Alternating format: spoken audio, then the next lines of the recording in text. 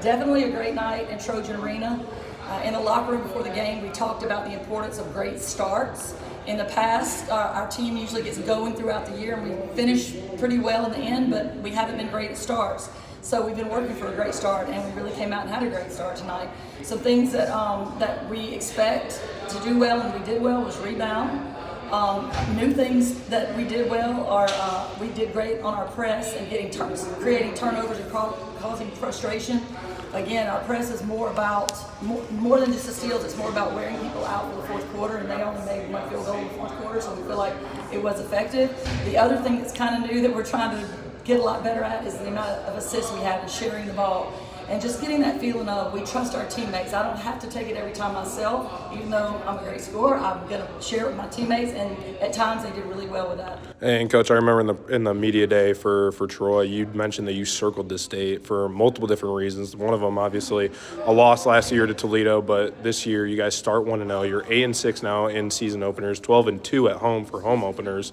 What's that like for momentum? It is so nice to start with a win. We talked about that's your foundation, and if you have a strong foundation, you can build an 8,500-story building on top. But if you don't have a strong foundation, you can't do much with it. Anything will crumble. It says that in Matthew 7:24-7.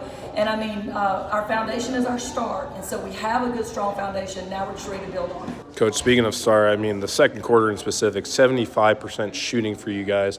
What was that quarter like for you guys to balloon the lead and then from there just kind of manage it and hold the 30-point advantage? And it was special. I've been doing this a long time, and I know it's special when I see it, and that was very special. I know we can coach for years and years and not have a time like that where the ball's going the hole that much, but it really is not surprising. It's not an anomaly. This is kind of what that group does every day at practice.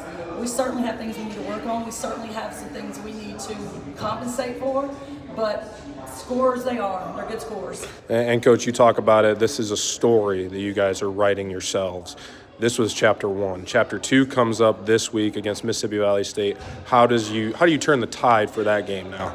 Well, you can't get complacent because we did some good things in this game. You have to stay hungry, not complacent. So we just go back to the film, identify and chart the low-hanging fruit that we can immediately get better at, and make sure we see those improvements by the time we play this next game on Thursday. And final question, in the fourth quarter, you guys allowed just 2 points off of 2 free throws. What was that like? You saw your newcomers come in, you saw people that didn't play all game come in and do the right things. What was that like? I'm really thankful for that. I'm thankful to God for that, because all summer when we decided to go to this different type of defense, I knew we needed to get buy-in early. And again, that's what we're selling. We're selling the wear down and the fact that they're not going to make as many points in the fourth as they did earlier in the game. And so how much better could you script that out? I mean, they didn't score a field goal. If what you're saying is right, they didn't score a single field goal in the fourth quarter because of the pressure that was applied maybe in the first 3 quarters.